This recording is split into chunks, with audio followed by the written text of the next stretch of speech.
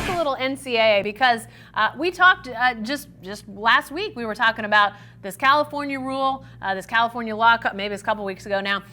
California law that's been enacted, going to go into effect in 2023, allowing college athletes, even under the NCAA umbrella, to profit off of their image, likeness, those sorts of things.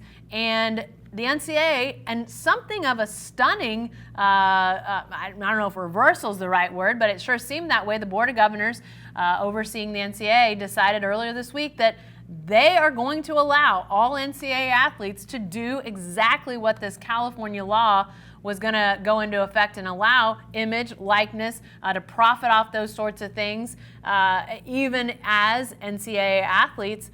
Cedric, is this, I mean, obviously it's a bend to what they saw happen in California, but also recognition that it was probably going to happen in other states. I mean, some people are giving the NCAA credit. I think they had to do this, Cedric. They're so brutal. I mean, drugged to the door, kicking and screaming, having their hand forced, making the obvious decision. It only took them 50 years to get it right, Jen. Oh, yeah, and why did it take so long? Because Jen, 10 other states were down with what California was putting down. So 10 other states were right there. The NCAA, asleep at the wheel once again, finally woke up before the car went careening off the side of a mountain. That's what they did. They overcorrected, but then they came back. They brought it back. Not impressed, way overdue. Did it for PR purposes and not for their own. They finally made a decision to benefit someone who's not a head coach, athletic director, TV executive, head of Nike, head of Reebok.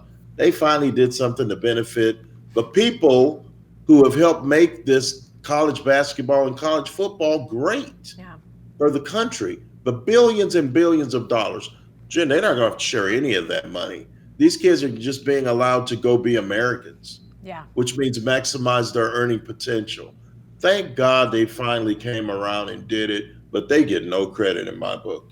Yeah, I mean, I think this, like you said, I mean, I think it was their hand being forced. And, you know, I don't necessarily think that, you know, anybody should sit around thinking, oh, the NCAA, the visionaries that are. I mean, yeah, right. I mean, clearly that's not happening. I mean, they just couldn't risk, Cedric, losing California. I mean, you think about, we all know the big names in California, the USCs, the UCLAs, the Cal, I mean, on and on down the list.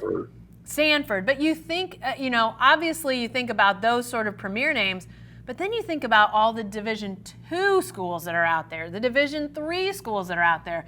There are literally tens of thousands of athletes out in California that if that law goes into effect and the NCAA says, no, sorry, you are no longer eligible, think of the huge swath of athletes and schools that would essentially be out of the NCAA. I mean, it would just have been a total nightmare and disaster.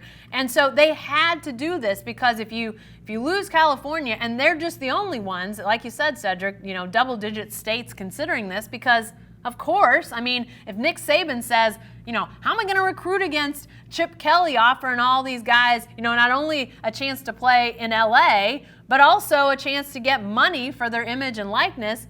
Well, Nick Saban or if you're coaching in Pennsylvania, Ohio, whatever, of course you're going to push your state legislators to do the exact same thing. So again, this is not, I mean, the thing about this, Cedric, and we talked about this before, this is not coming out of NCAA coffers, at least near as I can tell. I mean, this is about, a car dealership or Yahoo or Amazon or whoever saying, there's an athlete that we want to represent us. We're going to pay them for that sponsorship. It's not the NCAA giving up money here. The NCAA wasn't getting this money in the first place. It was going somewhere else. So this is about outside forces, just the economy at large, providing opportunities if a business sees somebody that they want. Cedric, I mean, like I said, yeah, this is overdue, but it's not like it's going to fell the NCAA, although some people are saying, hey, why don't we just start over? Why don't we just do something different? Figure out a new way to do college sports. I mean, I don't know if that's happening anytime soon, but it does sort of beg the question, there has to be some systematic and systemic change as you look at the way college athletics is done. You know, and you look at it, let's look at the numbers. You're not going to get 85 scholarship players with endorsement deals, Jen. You're just not. You look at the basic football team in college. I'll take Texas, for instance. Right. 85 scholarship players, basically 84, 85. If I'm a local company, I only know 4 or 5 of those guys. Sam Ehlinger, Colin Johnson, Devin Duvernay, Joseph Osai, Brandon Jones. That's about it, Jen. Yeah. OU, I mean, Same. Jalen Hurts. Yep. CeeDee Lamb. Lamb. Kenneth And then, Murray. Maybe Sherman. maybe a couple more guys. Yeah. There aren't that many. So you're talking about a handful of guys and girls on each team that are going to get those opportunities. I still think that it's great that they're going to be able to get a little bit of extra coin for all the work that they put in. Yep. That's beyond the scholarship that they're given, the money they bring in. I dream of one day that the athletes sharing in some of the profits. We're 100 years away. I mean, we'll be gone by then. We'll be dead and buried, just like George will. Though, Cedric, it does sort of, this whole thing has made me think, I agree. I still feel like we're a long ways away from athletes actually getting some sort of paycheck from the NCAA or from their school or whatever. But you kind of wonder, you get one state, you get California to push this legislation out to allow athletes to profit from their likeness. And suddenly the NCAA has to say, we give, okay, everybody can do it, we're fine. I mean, we're literally like 2 or 3 months after this comes to a head in California, and the NCAA has changed it.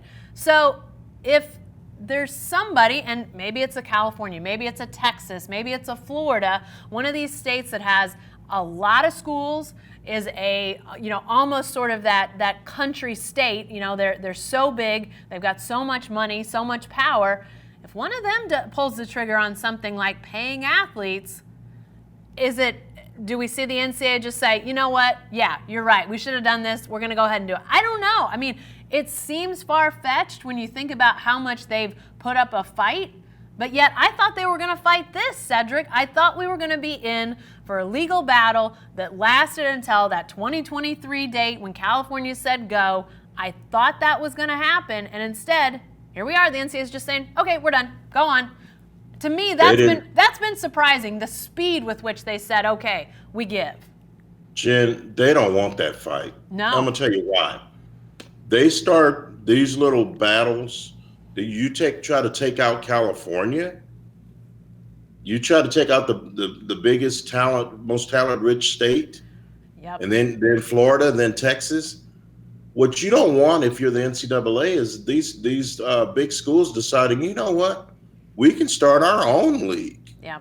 People don't come to Memorial Stadium in Norman or DKR in Austin to see the NCAA. They come to see the Longhorns. They come to see the Sooners.